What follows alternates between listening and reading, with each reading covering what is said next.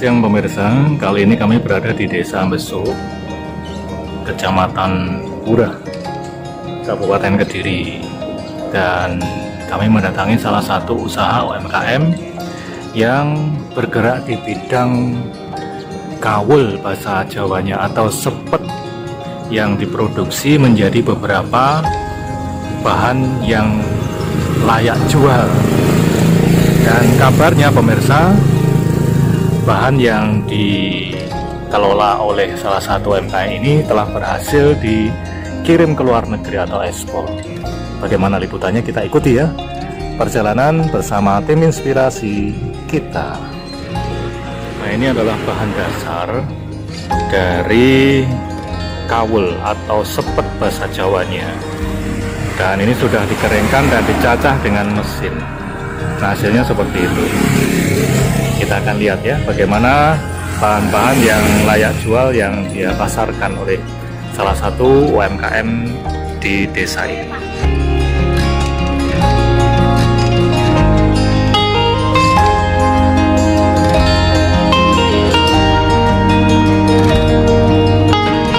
Ini pemirsa bisa lihat barang-barang yang ada di situ. Dan konon di sini ada 15 varian yang diproduksi oleh UMKM yang ada di sini. Kita akan perlihatkan satu persatu ya.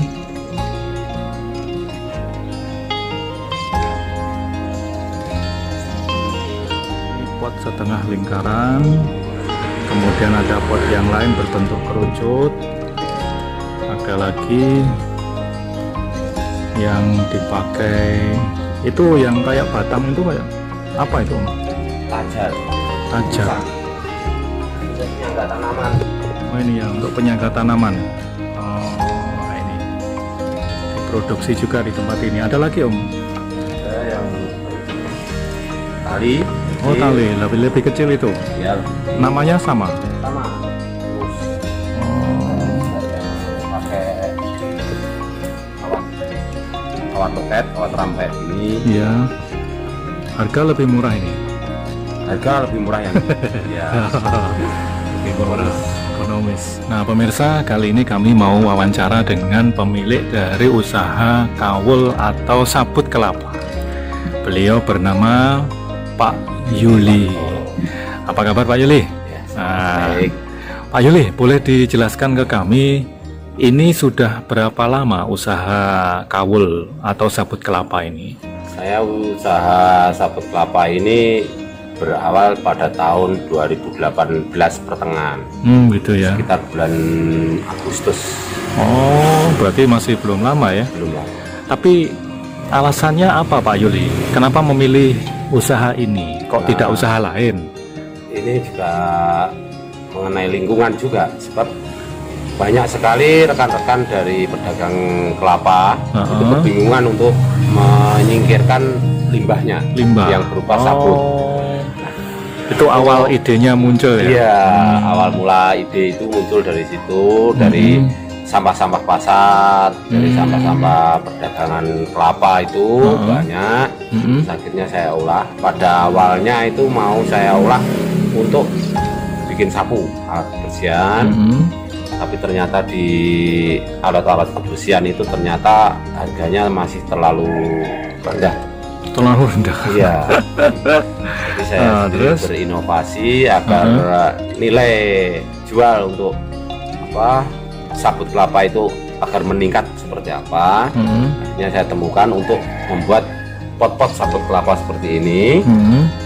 Oh, itu ya. Bahan dasarnya itu juga sabut kelapa yang dipisah antara kokopit sama serabutnya. Dan gitu juga ini memiliki nilai ekonomis yang lebih tinggi sehingga bisa untuk mensejahterakan lingkungan juga. Oh gitu ya. Jadi banyak sekali tenaga kerja yang terserap ke usaha saya ini. Oh ya, sekarang sudah berapa orang Pak Untuk Yuli? saat ini saya sudah mempekerjakan kurang lebih sekitar 25 orang. 25 orang? Ya. Wow. Iya. Yang terbanyak itu bagian untuk pengrajinnya ini, pengrajin pembuat potnya. Terus sebagian kecil untuk menemani saya untuk pengambilan bahan dan untuk pengiriman. Terus ada lagi yang untuk pengolahan sabutnya sendiri. Oh gitu ya. Ya. Nah, sejauh ini perkembangan dari usaha panjenengan seperti apa sih Pak? Ya, alhamdulillah untuk saat ini saya sudah mulai menembus pasar ekspor itu ke Taiwan. Sampai berapa itu Pak biasanya pengiriman di sana? Satu kali pengiriman rata-rata antara 1.500 sampai 2.500 biji. Iya, yang ukuran besar. Luar Jadi biasa kalau ini ya. sekali berangkat itu sekitar 1 truk lebih. Hampir setengah kontainer. Wah, bisa-bisa saya ikut-ikutan usaha ini Pak. Nah, sekarang bagaimana Pak peran serta dari dinas terkait khususnya dari Kabupaten Kediri? Ya, untuk bantuan apa yang mereka telah berikan? Jadi untuk saat ini saya mendapatkan fasilitas cuma hanya di bidang promo saja. Di promo ya. Untuk selama ini, jadi saya sendiri digandeng sama Dikopusmik pertama untuk pameran-pameran di Kediri, dan kemudian digandeng juga oleh Dinas Perdagangan. Oh gitu ya, dibantu ya? Ya, gitu ya. pameran di luar kota yang kemarin terakhir itu di Grand City Surabaya sana. Sampai di situ ya. Ya, dan setelahnya itu sebenarnya rencana mau di Jakarta. Di Jakarta Convention Center. Tapi karena kena COVID masih belum ya. belum jadi berangkat. Dan kemarin juga sebenarnya saya sendiri diundang oleh Dekra Kabupaten Kediri untuk pameran di juga. Surabaya juga. Tapi karena kondisi saya kayak gini, saya sendiri belum berani ya. Iya. Oke. Nah, sekarang harapan jenengan dari usaha ini yang kelihatannya sudah mulai terus naik, ke depan seperti apa Pak? Ya, untuk kedepannya saya sendiri juga masih berusaha dan mencoba beberapa hal untuk mengolah sabut kelapa ini menjadi varian yang lebih banyak lagi. Oh gitu ya. Iya, sebab sabut kelapa ini mempunyai kelenturan serta daya elastisitas itu tinggi.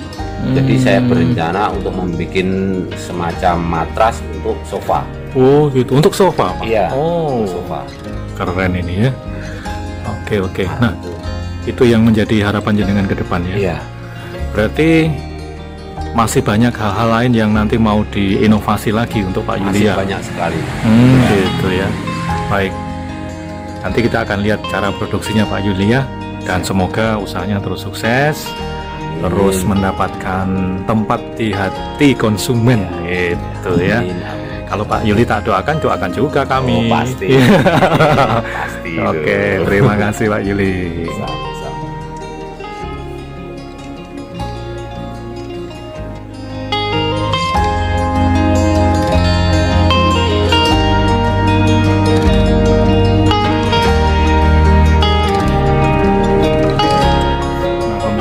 Kita akan lihat salah satu produksi dari UMKM Kaul di Desa Besuk.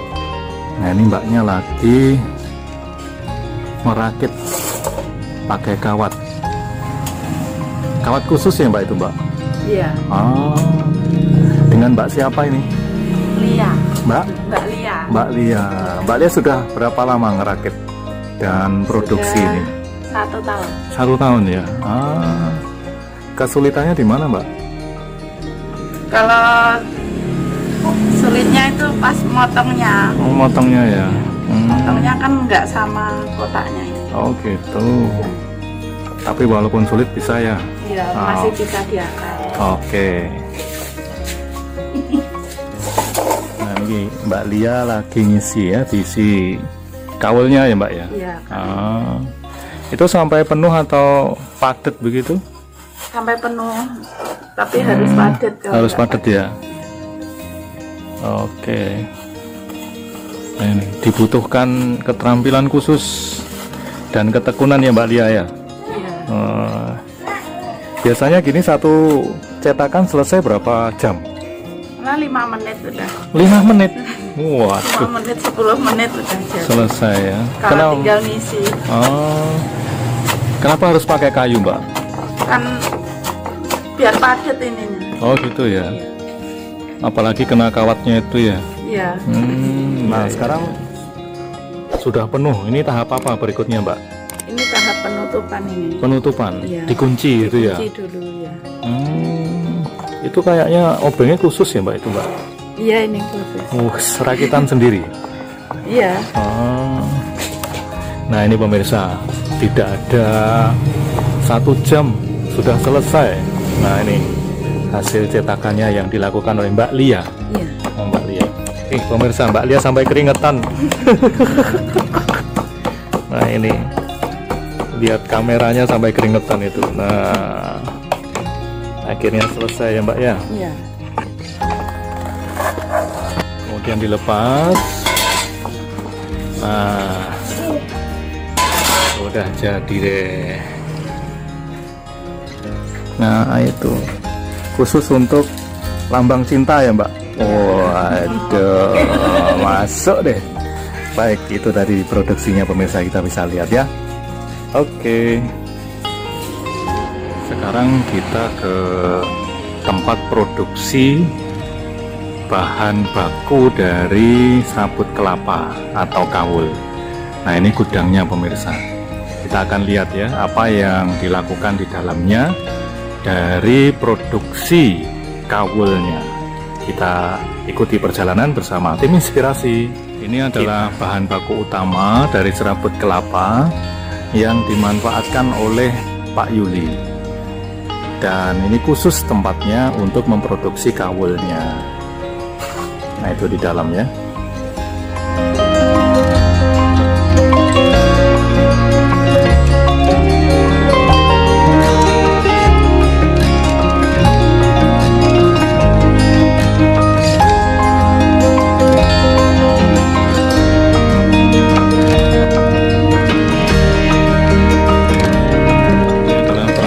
Mesin yang dipakai untuk mengupas dan menghasilkan kokopit serta serabut kelapanya. Nah, di sana itu adalah kokopit yang sudah jadi dan itu masnya lagi memilah dari serabut yang masih basah ya, Mas, itu ya. Waduh. Kalau basah gini nggak ada kesulitan, Mas? Nggak ada, mana justru basah ini. Oh harus basah? Iya, harus. Enggak, inilah. Harus basah. Gitu ya. Nggak basah. Kalau nggak basah malah. Iya, bu. Harus basah.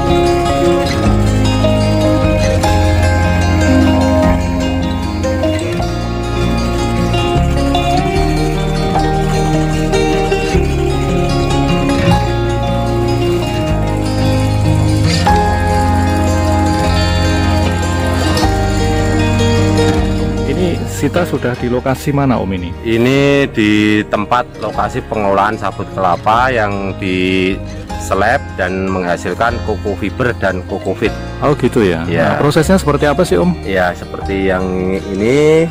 Untuk dari sabut yang utuh itu dimasukkan ke dalam mesin untuk dicacah dan diserut dan keluar hasilnya koko fit dan koko fiber. Oke. Nah ini lagi apa ini, Om, ini di sini nih? Ini memeriksa hasil olahan koko fiber pada hari ini. Jadi ini yang menentukan kualitas dari kerajinan pot sabut yang saya geluti sampai saat ini. Oh, ini yang namanya Coco Fiber. Coco Fiber. Ya, atau serat sabut kelapa. Ini yang produksinya Ya, ya. ini yang untuk produksi pot sabut kelapanya. Jadi hasil olahan yang dari ini sabut kelapa ini dan diolah dengan mesin itu keluar Coco Fiber ini dan kokopit yang ada di sebelah sana. Oh, kokopitnya seperti apa ya? Iya. Bisa ditunjukkan ya? Oke, kita lihat pemirsa.